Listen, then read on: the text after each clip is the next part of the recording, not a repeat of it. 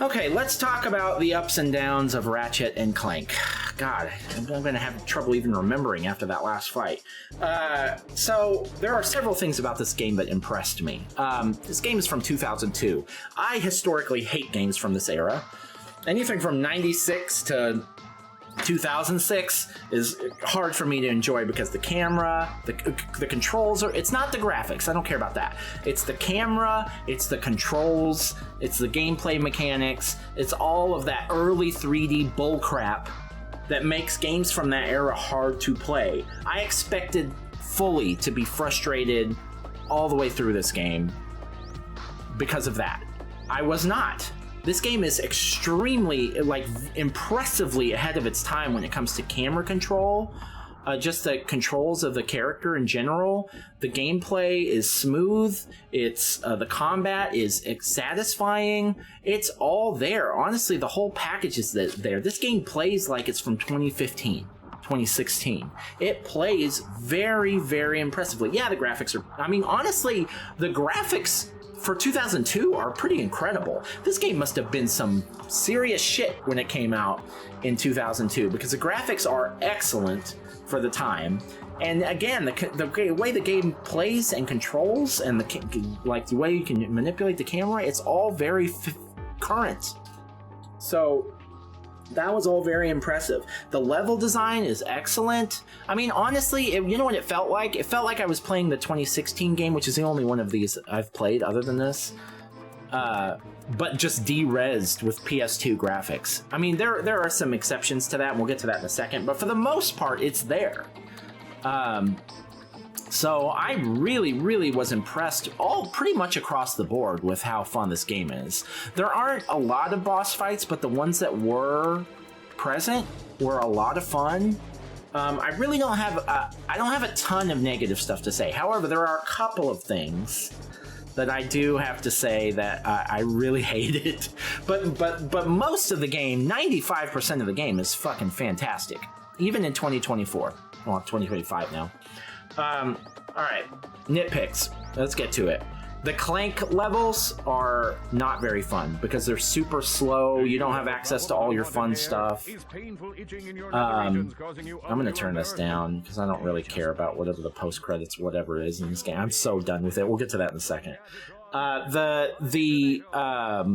The Clank levels are slow. You don't have access to all your stuff. It just wasn't as fun for me. It was more puzzle solving, which puzzle solving is fine, but in a 3D platformer, it just slowed things down quite a bit, and I just didn't really like the Clank parts very much. I also, I liked the flying missions, parts of the missions, but anything that deviated from the norm where suddenly you have to slow down and solve a lot of puzzles, like the stuff where you have to move water from one to another, I could do without all that. The best part of this game is when you're just Ratchet swinging a wrench and killing things.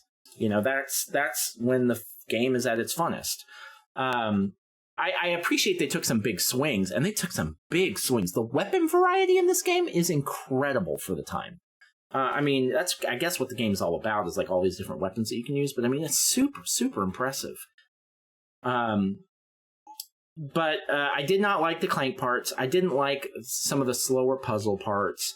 There were some other things that were like, there's a part where you have to, you're a giant Clank, and that was kind of fun, but it's like there were a couple parts of it that just logistically didn't make sense to me, so it kind of just slowed things down a little bit. Really, again, like just being Ratchet and doing Ratchet things is really all I want.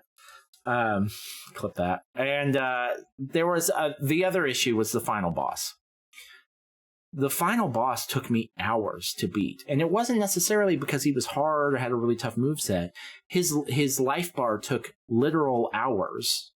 Well, it took, I think that when I finally beat him, it took me like 20 minutes to beat him. That's longer than it took me to beat Sword Saint Ishin. What the hell? Why the hell is this boss take so long? I figured out that there was a traversal mechanic I was overlooking where I can rocket forward so I can get closer to him, so a lot of my ammo that's short range would still work. So I figured that out, but it still took forever to beat him. And he only killed me maybe 20 times, which might sound like a lot, but against a lot of Souls-like bosses and stuff, that's nothing. But those 20 deaths, I mean, it took me like 2 hours or 2.5 hours to beat that guy.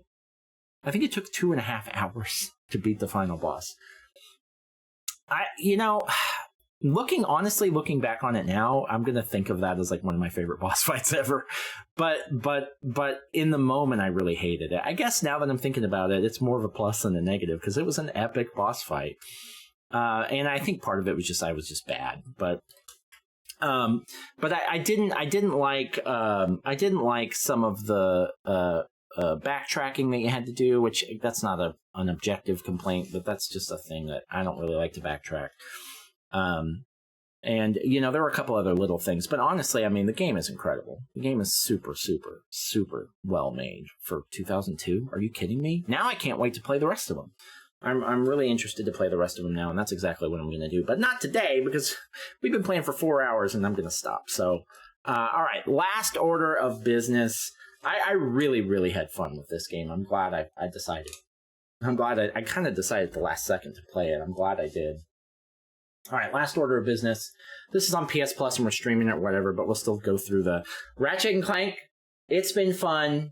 Thank you for allowing us to play you. Fuck that final boss. But we are now going to delete you from our console and never play you again. Bye. Appreciate you. Thanks a bunch.